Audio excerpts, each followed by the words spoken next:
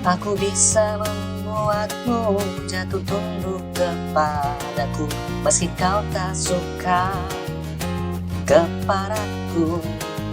Beri sedikit waktu biar semua ku atur, karena sudah biasa. Aku bisa membuatmu jatuh turut kepadaku, meski kau tak suka kepadaku. Beri sedikit waktu biar semua ku sandra, karena sudah biasa. Hidupmu tanpa restuku, bagai tahanan tanpa sidang. Ups, sorry. Kenalin, gue Agus Suryana, disingkat ASU. Gue seorang mahasiswa semester 1 jurusan Teknik Industri. Gue ngerasa salah jurusan, karena negara ini sudah deindustrialisasi, banyak pabrik udah bangkrut. Kayaknya yang dibutuhin di masa sekarang adalah jurusan perwadulan. Lo tau kan di negara wah gawat ini, asal bisa ngewadul, gampang dapat jabatan. Dulu, prinsip hidup gue cuma belajar sebaik-baiknya, cari kerja yang layak, udah gitu, udah deh, gak usah neko-neko, persetan lah sama kondisi negara ini. Tadinya sudah lulus mau jadi gubernur, tapi sayangnya bokap gue bukan presiden. Bokap gue yang single parent karyawan biasa di perusahaan tekstil, jadi gue gak punya privilege bisa tiba-tiba diusung jadi calon gubernur. Gak deh, gue gak mikirin masuk politik, soalnya ntar masuk penjara dikriminalisasi. Udah banyak kan contohnya yang dikriminalisasi kayak begitu. Gue lihat masa depan kok suram amat ya, sudah dipimpin Presiden Bahlul, perusahaan pada bangkrut, cari kerja makin susah banget. Mitosnya di negara ini jangan usaha pabrikan, kalau mau harus jual jasa lonte politik. So, kita ikut demo yuk soal undang-undang cipta karya itu. Enggak ngapain, gue mau ngerjain tugas. Kita sebagai mahasiswa harus peduli lah sama kehidupan warga negara wah gawat ini, Su. Gak usah lah, mau demo mau enggak ada bedanya. Korupsi tetap korupsi, nepotisme tetap nepotisme. Justru itu kalau nggak ada yang ngawasin, kekuasaan bakal seenak udahnya. Ya gue percaya aja pemerintah udah ngurusin yang terbaik buat rakyatnya. Taunya kita dikibulin terus. Agus, kemari. Ya Pak. Bapak mau mengatakan sesuatu. Bapak baru saja di PHK. Pabrik tekstil di mana Bapak kerja bangkrut. Perusahaan nggak bisa tahan karena banyaknya impor ilegal. Negeri ini dijajah asing, Gus. Tapi pemerintah yang korup membiarkan ini semua. Daripada melindungi kepentingan bangsa, mereka malah yang penting setoran. Impor ilegal jalan terus. Mereka tahu bahwa negara lain dumping limbah pakaian jadi dengan harga gratis. Itu tujuannya mematikan ekonomi negara. Wah gawat, Gus. Bentar, gue jelasin dulu ya. Lu tahu kan kalau negara kita kebanjiran pakaian jadi dengan harga nggak masuk akal.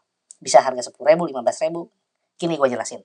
Misalkan negara Cina yang rakyatnya 1,8 miliar orang, anggap aja mereka cuma produksi 4 miliar pakaian setahun. Harga pokoknya cuma 80.000. Dan dijual di negara mereka itu 300-400 ribuan. Anggap aja 90% kejual dan sisanya 10%.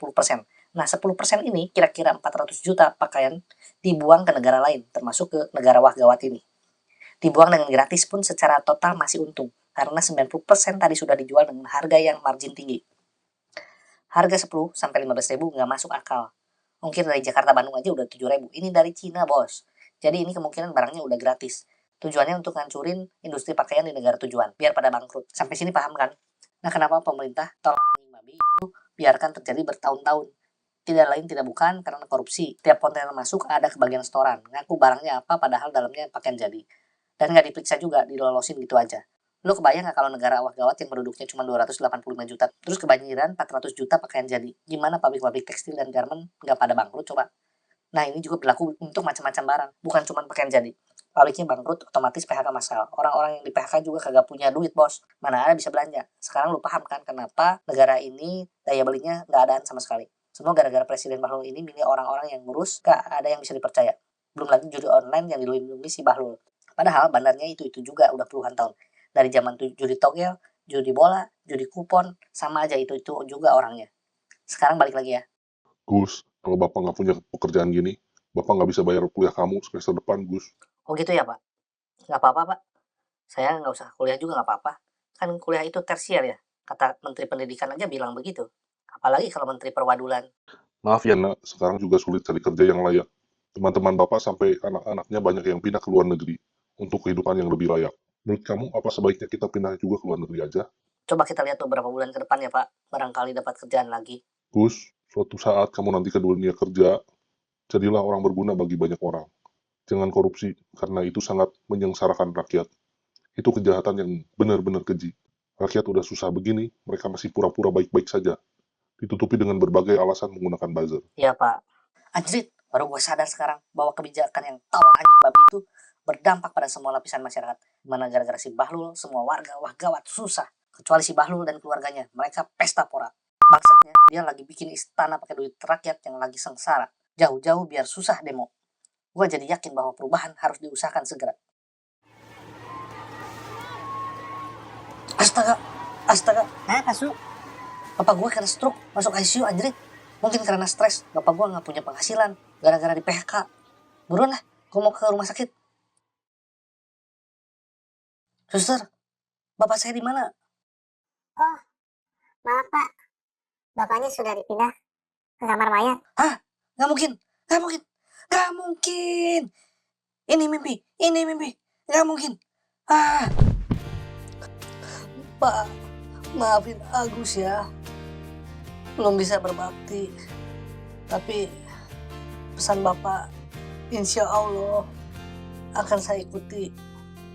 Terus suatu saat kamu nanti ke dunia kerja, jadilah orang berguna bagi banyak orang.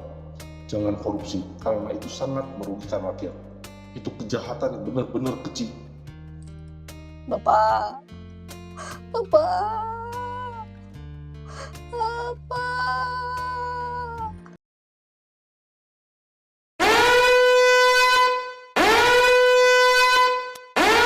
Wah, gawat. Ada apa, Su? Wah, gawat. Ini anak si Bahlul mau diangkat jadi gubernur lewat manipulasi lagi. Mau bikin undang-undang baru untuk melegalkan anaknya yang mau maju pilkada. Gila aja kali. Jangan deh ya. Jangan. Si Bahlul yang eksekutif sudah melanggar konstitusi dengan menguasai yudikatif dan legislatif. Padahal ini adalah pembagian kekuasaan agar tidak terjadi kesewenang-wenangan. Agar tidak ada kekuasaan absolut. Sampai-sampai bikin undang-undang udah kayak pesan ojek online aja. Instan. Dinasihati udah. Dikasih masukan udah. Dikritik udah. Dihujat udah. Ya, emang gak tau diri nih si Bahlul. Gara-gara satu orang seluruh negeri, wah gawat dibikin susah tau nggak? Gara-gara impor barang jadi abis-abisan. Jadinya pabrik-pabrik kita pada tutup. PHK di mana-mana. Rakyat negara wah gawat lagi susah. Orang nganggur mana ada duit buat belanja. Akhirnya semua nggak punya duit. Pengusaha bangkrut, pedagang bangkrut, karyawan juga nggak nutup gajinya karena nilai mata uang jatuh. Harga-harga barang jadi naik. Kalau orang ini mah udah kena stroke dan sekarat, tinggal nunggu mati. Dia malah sibuk nyariin kerjaan buat anaknya. Seluruh negeri gawat susah. Si Bahlul sama keluarga malah pesta pora. Baru 2 tahun lulus kuliah langsung jadi konglomerat. Mereka pikir kita tolol apa? Su, lo yang isi otaknya cacing semua aja bisa mikir gitu, Su. Masa itu para pejabat kagak bisa mikir gitu, Su? Mereka bukan kagak bisa mikir, cuma emang bang. Bro, kita nggak bisa terus diam begini bro. Ini saatnya kita bergerak. Masa iya ngebiarin si Bahlul dan keluarganya menguras habis negeri gawat ini? Ini negara bukan perusahaan keluarga dia. Gue setuju sih, Su. Tapi lu lihat sendiri kan, situasi makin kacau. Apa kita siap dengan resikonya? Gua sih ikut demo besok. Udah saatnya kita gerak sekarang. Udah sontoloyo. Bener lah, ini bukan cuma masalah kita. Ini tentang masa depan negara wah gawat. Kita harus turun ke jalan sampai si Bahlul lengser dan gak bikin onar lagi. Tapi kalau sampai bentrok sama aparat, gimana? Kita kan gak cari masalah men. Kita cuma nyurahkan kebenaran.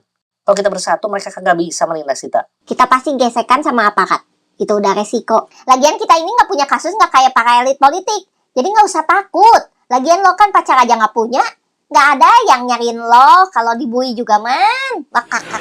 Sialan lo. Lah, apa rencana kita buat aksi besok? Kita akan turun ke jalan lagi. Kita harus tetap solid dan semangat, Su. Tapi situasi makin gawat. Gua harap lo udah siap. Gue sih selalu siap. Terutama buat lu lah. Gombal lu, Gus. Wah, makin gawat. Parlemen mau bikin undang-undang dan menganulir keputusan Mahkamah Konstitusi. Ini mah ngajak ribut namanya. Besok kita mulai aksi demo kita lah ya. Oke.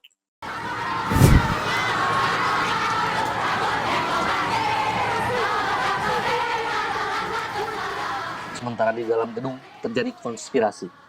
Jadi ini ada 2 pilihannya. Jadi kita mau pilih yang mana? Snip apa snap? Ya sudah, kita lempar koin aja ya gimana? Kalau keluar gambar, kita pilih snap. Kalau keluar gambar, kita pilih snap juga. Udah ya, mayoritas setuju kan ya? Ya. Sah ya? Udah ya, sah.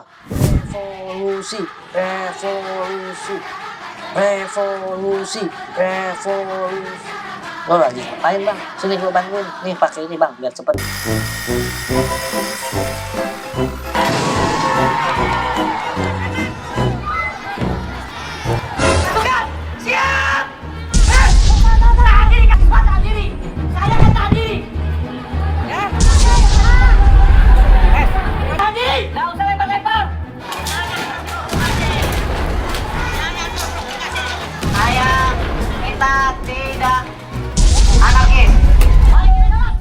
Woi, berhenti, berhenti. Kalian ini jangan bandel ya, jangan bandel. Udah, berhenti, berhenti. Kamu saya tangkap ya, saya tangkap. Tolong jangan demo terus ya. Capek kita harus ngawal terus. Kebalik pak, bilangin atasan bapak yang tertinggi jangan bikin onar mulu. Kami juga rakyat udah capek pak. Kamu bisa aja. Iya bener juga sih, udah keterlaluan. Tapi gimana ya, ketua partai aja dipecat, apalagi saya cuma pelaksana tugas gitu loh. Makanya bebasin kita pak untuk aksi pak. Mudah-mudahan cepet lengser dan gak bikin onar lagi. Ujung-ujungnya bapak kan gak akan ribet lagi. Kamu bisa aja. Besoknya, Agus, kamu boleh pulang sekarang ya. alhamdulillah akhirnya bisa keluar juga. Gus, lu nggak kenapa-napa, Gus? Lo nggak dipukulin kan di dalam? Aman kok. Yuk cabut. Kita berhasil.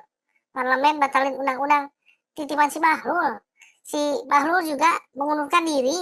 Revolusi terus bergerak.